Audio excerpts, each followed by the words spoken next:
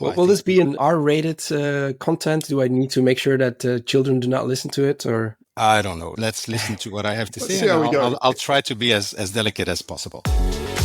Hello, and welcome to the Healthusiasm podcast, a panel discussion on trends and innovations in health and self-care. My name is Christophe Jauquet. I'm the author of the Healthusiasm books and a professional keynote speaker on health, business, and technology. Every week, I discuss with a panel of experts the positive changes that are shaping our health and happiness. And for this discussion, we have two of your beloved experts in the panel. From Scotland, but living near Brighton, medical expert in digital innovation, Dr. Keith Grimes. Fit like Arbedy. How you doing? Oh, very well, thank you. From Ghent in Belgium, human experience expert Mo Zouina. Hi there. Hi. This means that we are missing out on our digital health connector living in Barcelona, Aline Noizet. But in that case, we always invite a special guest to our panel. Some new blood, some new expertise, some new ideas. And for this session, obviously, the guest was introduced to me by Aline Noizet, our digital health connector. She knows pretty much everyone in the digital health world. And I've met our guest at Frontiers Health in October, just a couple of weeks ago. And I guess, when I had a chat with her, within the 10 minutes that I was talking to her, I knew she would be a perfect fit for this Healthusiasm panel. She's currently working as an innovation manager at Future for Care in Germany, which is a European innovation platform that is founded by Sanofi, Generali, Capgemini, and Orange. And they're pretty much dedicated fully on digital health. And also her resume is all about digital health. You can safely say even that innovation is her middle name. But she had a startup as a student. She works with startups pretty much her entire career for various companies like EIT Health and Vision Health Pioneers, for example. So please welcome, from Colombia but living in Berlin, our innovation expert for digital health startups, Nia Escobar-Köhler. Hi, Christophe, and hi, Keith and Mo. It's a pleasure to be with you guys, and thank you for the invite. We're happy to have you. Listen, guys, you'll have to pull me through this. I was in Riyadh this week for the Global Health Exhibition, which was a marvelous gathering of 100,000 health innovators in the middle, and I'm not kidding, in the middle of the desert. The center was actually in the middle of the desert. It was an hour driving away from Riyadh. But it was pretty much amazing. The only thing was to get there and to get back, I had night flights, zombie flights, as I like to call them. So I'm pretty much exhausted, did not sleep 2 days or 2 nights this week. So you'll have to pull me through this. You can count on us, Christophe. You look fresh as a daisy, Christophe. Yeah, never seen you looking better, by the way. Luckily, it's a podcast. Let's put it that way. Anyways, we got some Healthusiasms for you in this episode. Healthusiasms of the month, October. Some positive changes that we have seen in the past weeks and that we would like to share with our listeners. So without further ado, Keith, tell me, what Healthusiasm did you witness in the past month? Well, I think witness is a really great term for it. So October is National Disability Employment Awareness Month.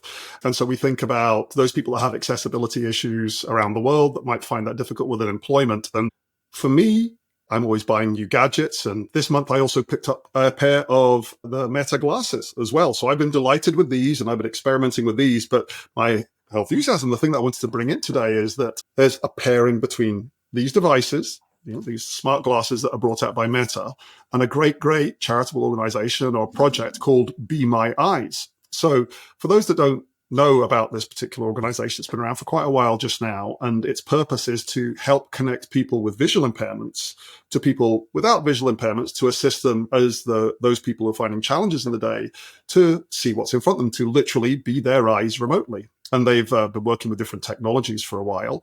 And up until now, what happens is that any of the people that are subscribed to the service can call on a volunteer live and have their images streamed across, maybe with a smartphone or something like that. But of course, with Meta glasses, what you have is you have a lot of people with glasses on their face. And so this partnership that was announced back at the start of the month looks to connect those two. And what that means is that people who are using this service will be able to call on people who are live as volunteers and be able to literally be their eyes remotely.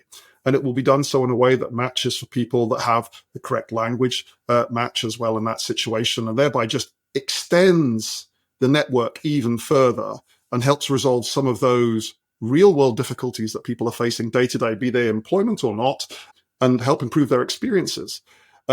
I think I wanted to bring it to you because it's gadgets, but it's also opening up accessibility for many, many people as well.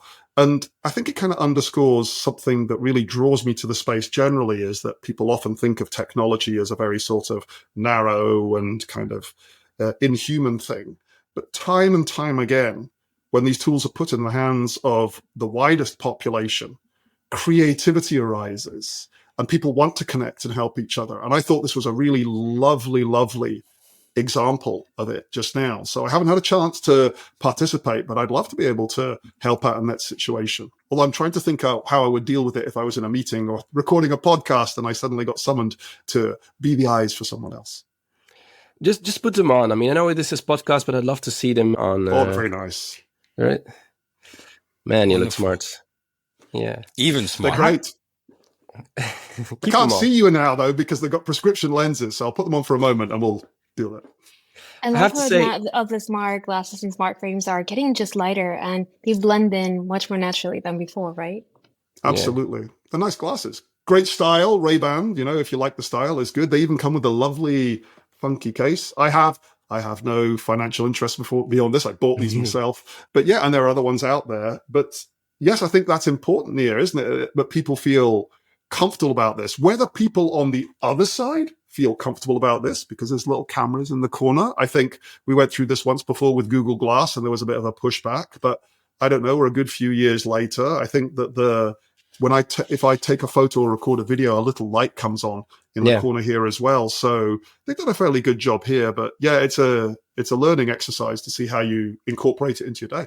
I always watch it. I mean, when I see people with the Facebook glasses, the Meta glasses, I always watch whether the light is on, because it's a little uncomfortable, I think. And I'm not that, scared of it, but it is always like, are they recording now? Just to be sure somehow it is something. Great. But I mean, I love these, how technology is integrated in everyday tools or in everyday gadgets. And I want to talk about another one. And I think, Mo, you are wearing one right now as well, which is the Oura ring, right? Here you go. So actually, it is a Healthusiasm from last month, but Oura Ring has announced that they are acquiring Veri, I don't know actually how you need to pronounce it, which is a metabolic health platform. You might know it. It has a continuous glucose monitoring device, so the thing that you put on your arm to see how your metabolism is going. And so they actually bought that company, and the brand of Veri will disappear by the end of the year. But the real cool thing about it is that Oura is known for a lot of features, but not yet meals and definitely not metabolic health. And so now you will be able to, in the Oura's app, log your meals and see how it affects your sleep, your stress, and recovery, which is pretty cool. And I think it's a very important evolution, I think, for a nice digital health company like Oura, because they are now moving more and more into becoming this healthcare partner, which is alongside of you for 24/7 and not just for your sleep. It will also be for metabolic health, but they are increasingly focusing on hormonal health. Cardiovascular age indicator will be integrated. So there'll be a whole wearable-centered care model that they are setting up. And even, the expectations are that they will even go into clinical research and medical care. So that is a very nice evolution, if you ask me. Are you looking forward to it, Mo? Well, I'm just thinking of the potential of wearing Meta glasses and not having to log your meals anymore. Here you go. That's good. I think having to log your meals is just, from a human experience, is just one step too far. And just wearing the glasses and not having to log the meals and then having your glucose, that's the kind of the closed loop. We know you've been eating this. You can't hide anymore, So I think that's inspiring. But I think reducing the human input and the human effort might be even better. And maybe the combination with the Meta glasses might be better. And technology exists to do that. So we can only expect it very, very soon. Oura is also used to track stress, have an idea of your own mental health. You had a Healthusiasm on that, I think, Mo? It's about mental illness. So we all know the winter is coming up, and with the winters, we catch colds. Everyone knows the expression, you catch a cold. But it seems that science could prove that you can also catch a feeling or a mental illness. So the question is mental health contagious? I remember when I was young, I also remember the last Healthusiasm where I said maybe, the easiest way to acquire a new habit is to spend time with people already doing that habit. Well, it turns out this might be true for mental health as well. And let's go back. I'm not a young man. Our parents always told us to be mindful of the company we had because you could have bad habits from hanging out with people who were not okay. Well, it seems that new research includes a fascinating study from Finland.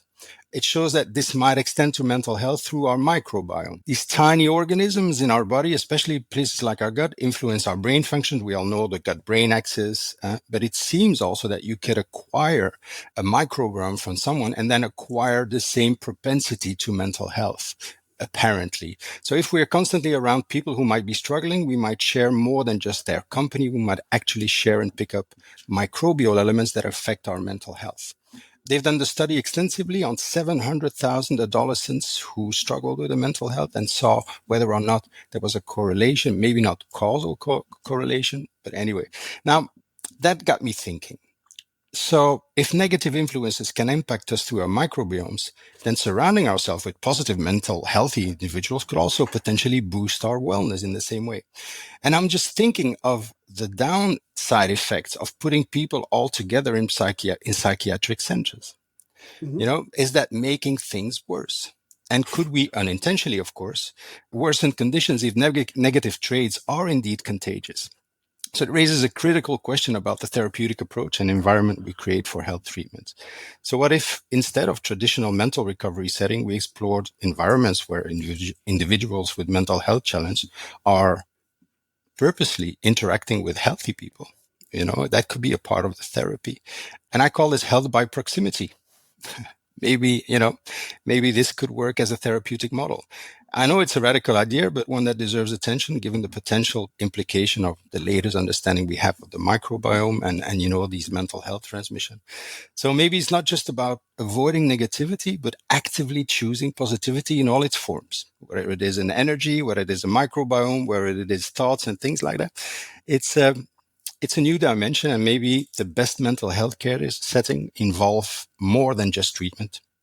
It involves making health contagious through our environment, community, care setting, and microbiome.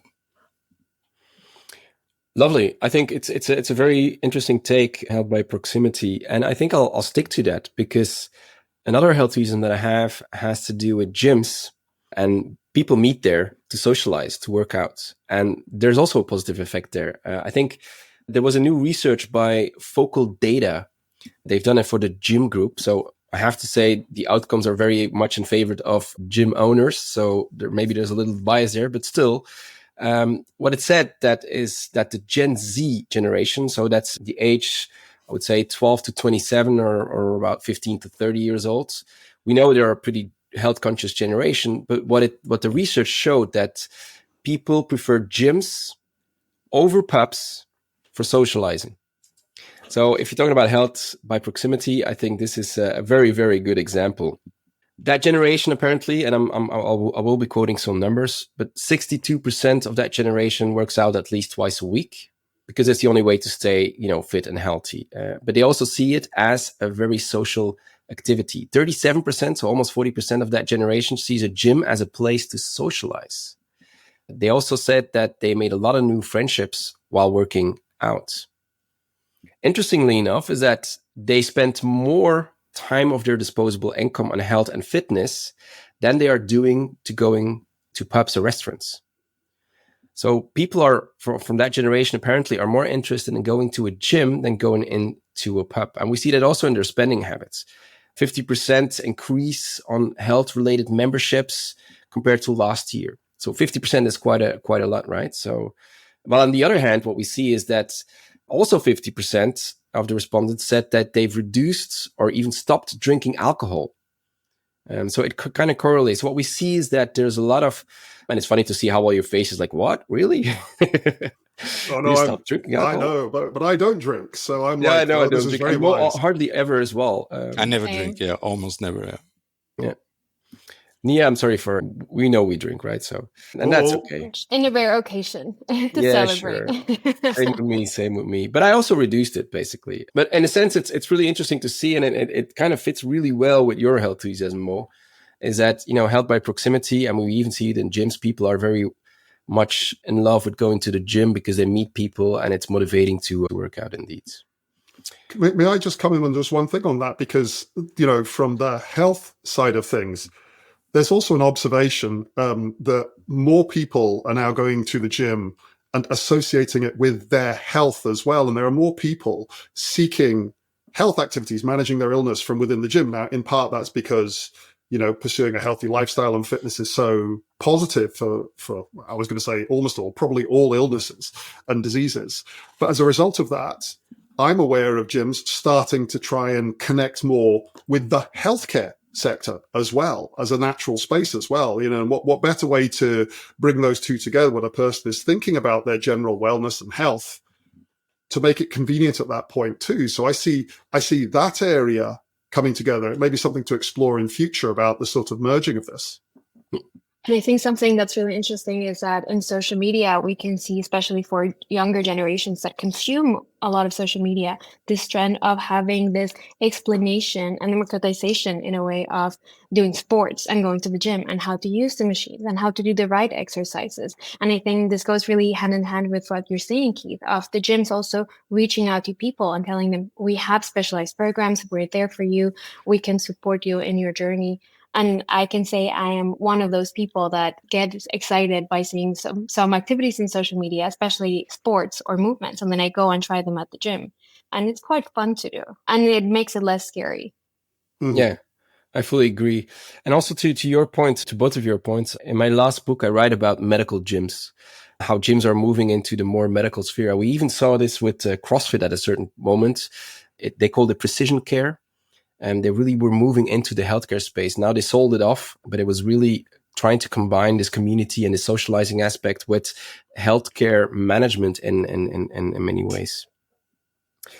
Very good. I mean, those were already some very interesting Healthusiasms. Now let's go to a very specific one, because you had a very nice one brought for us, Nia. Tell me about it. Yeah, so we're talking about also contagious emotion and how your environment affects you. And I was really excited to hear that Egypt was actually declared malaria-free since, they have been going on an ongoing effort for the last 100 years by the World Health Organization. And you have to consider that basically malaria kills around 600,000 people a year. Almost all of them are in Africa. I'm originally Colombian. We also have malaria regions in the country. And they basically proved that the malaria transmission chain has been interrupted for 3 years in a row.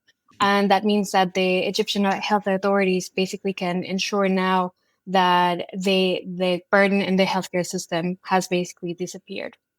Today, around 85 other countries around the world still report malaria cases. But what I really liked about the World Health Organization statement by Tedros Adhanom Ghebreyesus is that he said that malaria was as old as the Egyptian civilization itself, but that the disease that has plagued even the pharaohs now belongs to history. And I thought this was very inspiring and very positive. Also thinking about how Egypt actually managed to eradicate malaria. Of course, this is not just an effort of the authorities and the population itself and social programs, but actually they use quite a lot of tech and innovation to eradicate this. And some of the transformative solutions actually came through mobile solutions like applications, apps, SMS, USD devices used to track the cases, plan responses, and manage treatments in a more efficient way. In other countries like India, for example, they have also deployed similar solutions, or Zanzibar, but somehow Egypt managed to actually integrate both public and private initiatives and to support eradication of malaria. So it's very exciting. Cool. Something to celebrate. Yeah, absolutely. Absolutely. One of the things that if I could just briefly come back in on that, is that it's wonderful to hear this. And you're right, malaria is an absolute scourge affecting so many people around the world. And, successes like this are rightly celebrated, but we also have to balance it about the fact that we face a changing climate in the world and the spread of malaria and vector-borne diseases is changing. So even here in the UK, there are now worries about the changing climate leading to populations of insects such as mosquitoes and so on beginning to transmit these infections as well. So while we succeed in one area and long may that continue and spread, I think the work is going to have to start in some new places as well. So those lessons that I've learned about how they managed to integrate all the different approaches, I think are going to be really important to share worldwide. Yeah. Absolutely. In Berlin, actually, this year, we got some really interesting alerts that we had dengue fever and Zika Wow. virus in the region. And I was completely shocked to hear this because it's Berlin. But because of climate change, population of mosquitoes is actually coming over and reproducing and infecting people. It's not only climate change, it's also international trade. And every time we order something online from somewhere, there's also an invitation to bring these. So I think there's an increased mobility, but it is also an increased trade. And a lot of these things are not only bacteria, but also insects come in container ships or anything else. So that's the world getting smaller. Yeah. Great Healthusiasm, but I think we will need to continue down that same path. Other countries will need to learn from it. Other disease areas will need to learn from it as well. But super inspiring. Keith, I don't have any segue for the next one, I guess. Maybe you can try. Well, I can definitely try. I mean, whenever I hear about places such as Egypt and, also things in the historical content, I'm brought to mind of my grandfather. So Harold Warren, now he passed away a few years ago. But I always thought of him in these situations because he was involved as one of the scientists and then one of the fighting forces during World War II. And he wouldn't speak a huge amount about during the early part of his life. But later on, he started sharing more. He lived in Libya and Benghazi for a long while after the war as well.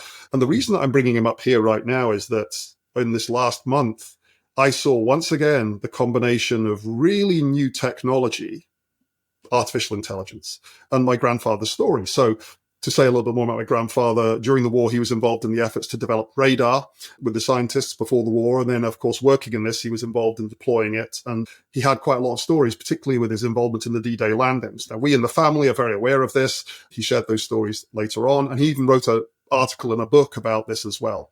But if we cut forward to my obsession with technology and so on, I was demonstrating some new tech to my mum and dad when I was up there recently. And we were talking about my grandfather. And I thought, well, hang on a second. I've recently used NotebookLM. And for those that haven't used NotebookLM, it is a platform released by Google that you can use for free. And you can upload documents and you can get summaries and the like. But one thing that it does, which is really interesting, is it can generate a little audio podcast off this as well with completely synthetic hosts that is really jaw-dropping or ear-popping in terms of how it sounds. It's incredible what this does. So I've been playing about with other things, but then I thought, well, why don't we see if we can get granddad's stories and hear them in a different light? It took all of about 5 minutes to do that. I took photos of this article, put it into ChatGPT, transcribed it, took it into NotebookLM, and then pressed generate. About 5 minutes later, it pops out. And then I listened to it with my mum and dad. And not only were they flabbergasted by the quality of the audio, it rapidly turned into something else. These are stories that we know. But to hear someone else, even if it was two American AI hosts, talking in a quite animated way about, and appropriately so, about the exciting, but also the difficult and sad parts of it, was unexpectedly moving, I have to say. And they got my mum and dad talking about this as well. And they gave me permission to share it so I can share a link with people if they want to have a listen to it. But again, it sort of talks to this thing that I love about technology, that it increases our human connection.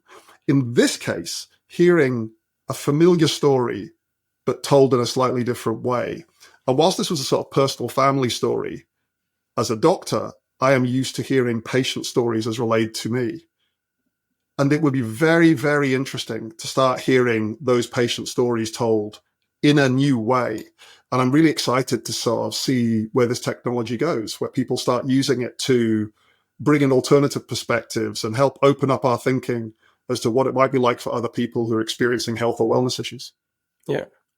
Love that example. And indeed, NotebookLM is pretty impressive. I was thinking about our own podcast when I was listening to it, but I think we do better still than NotebookLM at this point. So of course. Don't have to worry. Of course. But it made me think of, I don't know if you've seen it, but in the past we talked about synthetic memories, where you can generate images or even videos based on, our memories. And it helps with people who have dementia or Alzheimer. because they can then relive their past, and it's proven to be, it's reminiscence therapy, I think it's called. And now I've heard that Kodak is going all in on that. Kodak, so the famous company, that we always use in our keynotes to say that they missed the boat. Well, now they really are into creating these synthetic memories. So all of these technologies, again, can really help in managing our health. Great Healthusiasm. Thank you for that, Keith. Yeah, I think we have one more. I would say save the best for last. And I'm not talking about you, Mo, but I'm talking about your Healthusiasm. I don't care, as long as it's about me. Okay. And that's one of the issues I'll talk about. Right. So I'm talking about something that you maybe heard of or maybe experienced, and we call it the orgasm gap, because, I'm always here for something cringy or maybe uncomfortable. And we're diving into a topic that's often whispered about, but rarely discussed openly, the orgasm gap. And what is that? That's a pressing issue about the fact that there is a difference in the way we experience and also the frequency in which we experience orgasm between men and women in heterosexual relationships. It's about recent findings from the Body and Soul 2024 Sex Census. I love that name, the 2024 Sex Census, that reveal a significant disparity. 44% of men report having an orgasm every time they engage in sex, compared to just 16% of women. This gap isn't just a bedroom issue. It's a very complex interplay of cultural, psychological, and educational factors. And since we are the Healthusiasm and we want to give practical tips to people and really empower our listeners, I'm going to address 5 points that you can address to maybe understand it and maybe do something about it. Will this be an R-rated content? Do I need to make sure that children do not listen to it, or? I don't know. Let's listen to what I have to say. See how we go. I'll try to be as delicate as possible.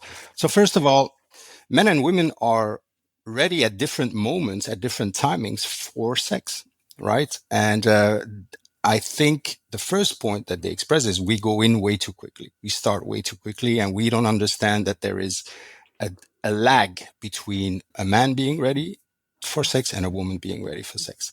So it's a marathon, not a sprint. It takes about 20 minutes to warm up for most women. And out of my experience, it doesn't take as much for a man to warm up to the experience. So I think that's something in our quickly paced lives that we rush these moments. A lot of people are rushing ahead too quickly and going straight to penetration before the body is ready. And then we expect a female body to be able to reach these states before it has happened. Secondly, is that we think penetration is the end all for all sexual satisfaction. And evidence suggests, of course, that most women need consistent stimulation to get to that point. But what's also interesting is cultural scripts. Our sexual scripts are written in a way that often prioritizes male pleasure. And that also means that women feel the other person needs to come first. So if you put these two together, that's very, very, I'm not saying dangerous, but very vulnerable in terms of female empowerment, in terms of sexual empowerment. And so that means that women themselves and also cultural scripts are sidelining what many women require to feel fulfilled.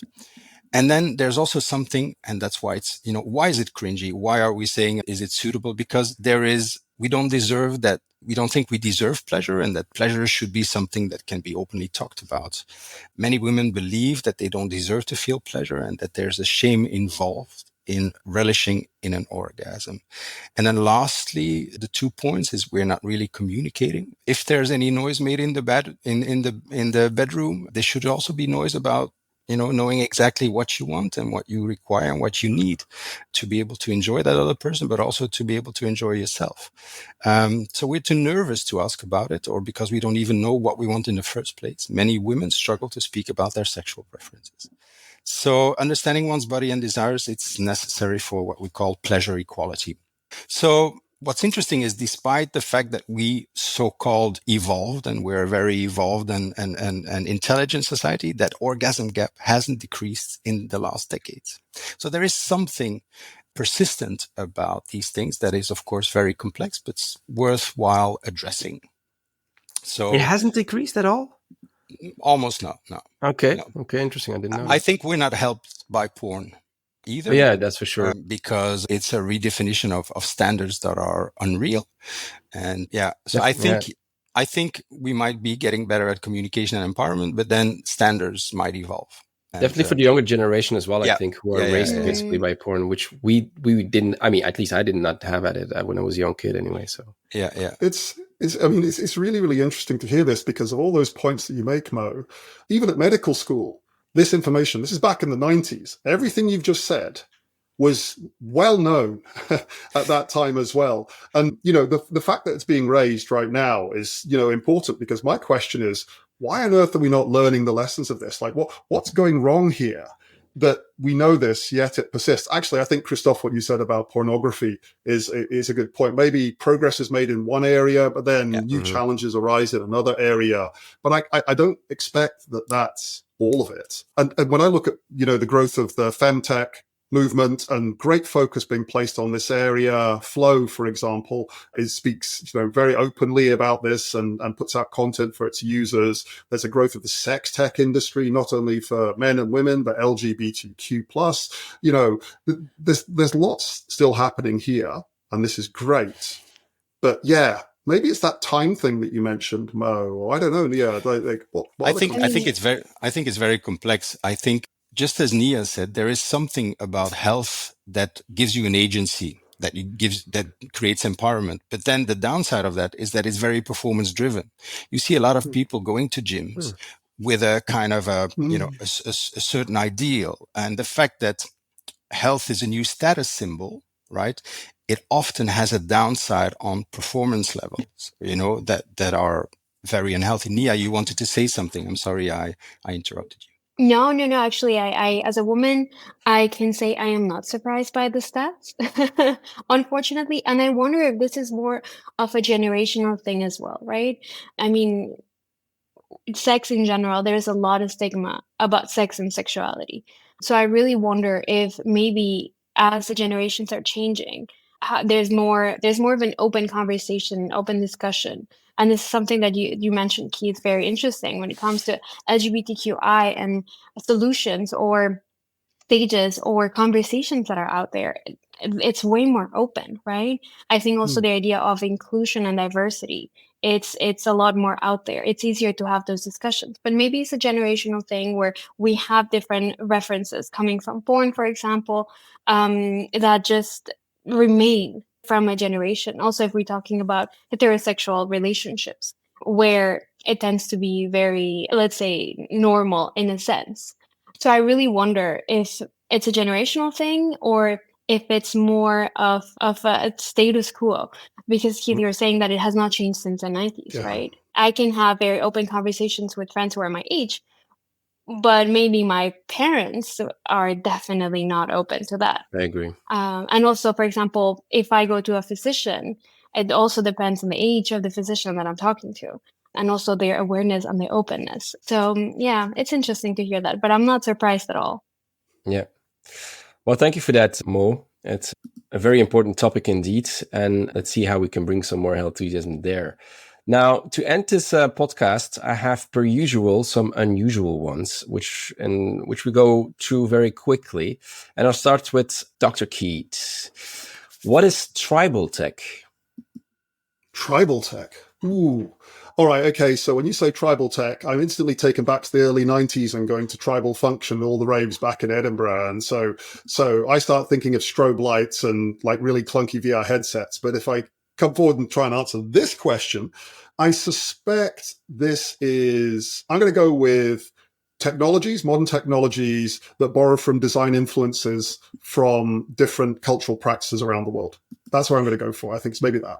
No, not really. Anybody want to jump in? Knows what it is? Maybe technologies that are catered to specific or very niche groups with a set of social rules or practices? Yeah, that's come close to it, Nia. It's very well, very well. I think what it means is that these are platforms that connect people through shared passions. Because very often what we've seen is that technology has actually created some sort of loneliness epidemic, if we can call it. It's been worsened by social media, etc. And so people have some difficulties to create meaningful in-person connections.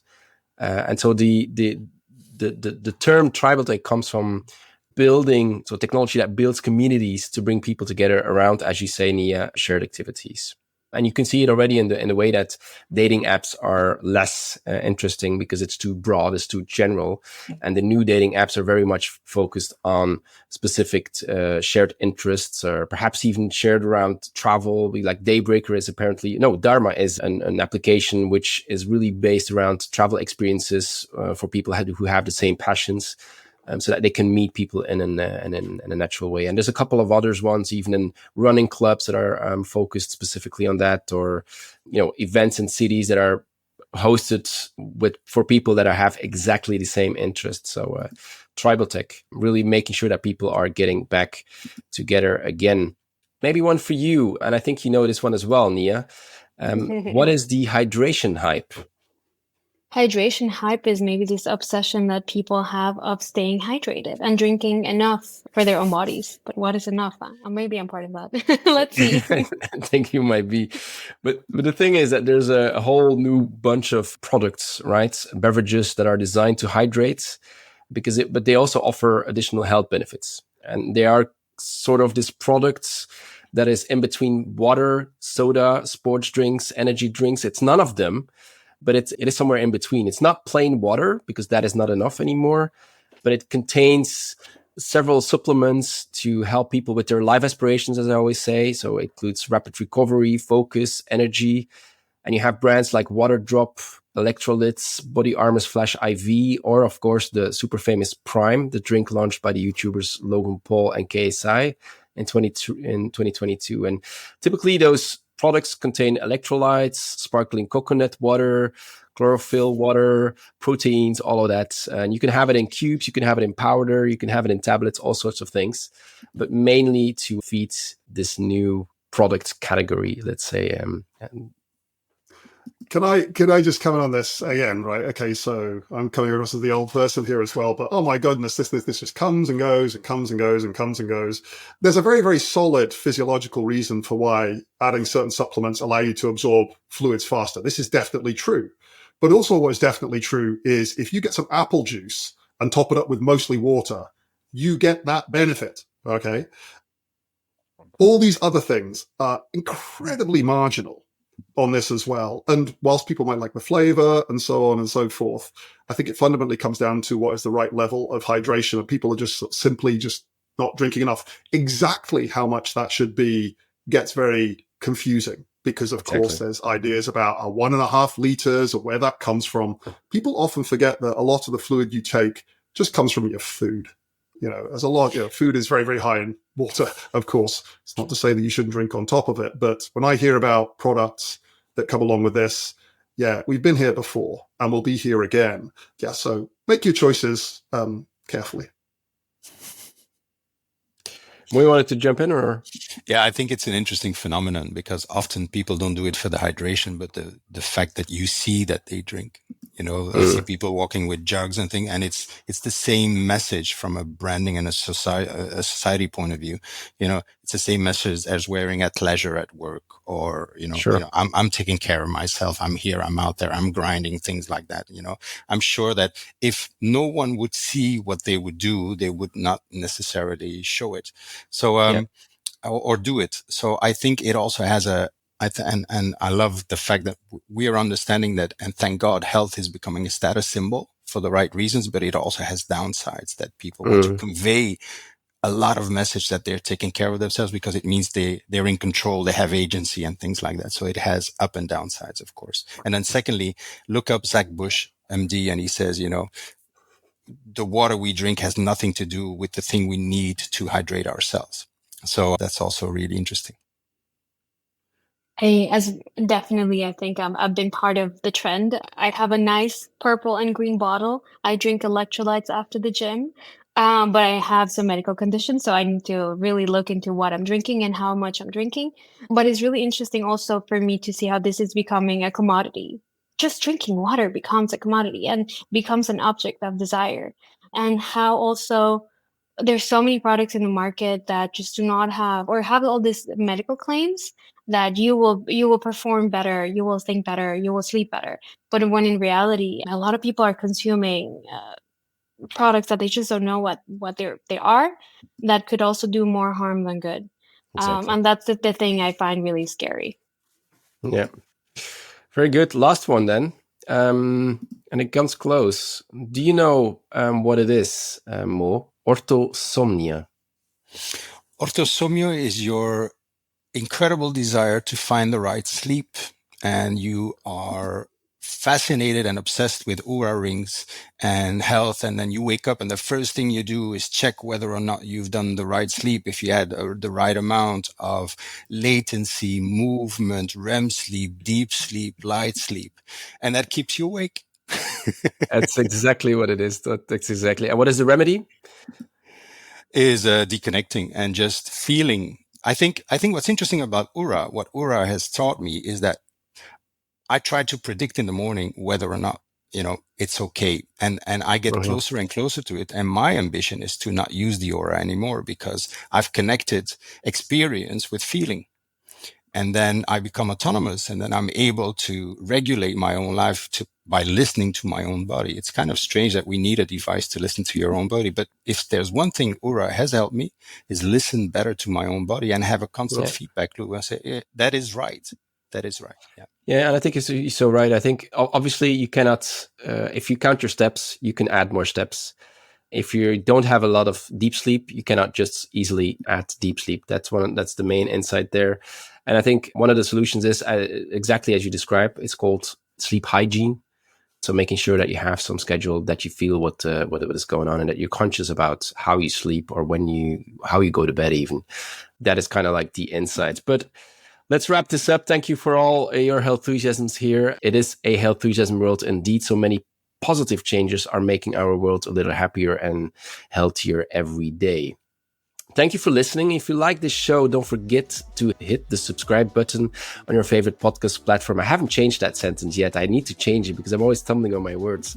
Anyways, go and visit healthusiasm.com, discover the other episodes, subscribe to the newsletter, and learn more about our panelists. For now, I'd like to thank our panelists for their Healthusiasm. Thank you, Dr. Keith Grimes, Mozo Wina, and Nia Escobar-Kule. My name is Christophe Jauquet. We are the Healthusiasm panel, and we'd love to see you again next week for some more Healthusiasm. Ciao.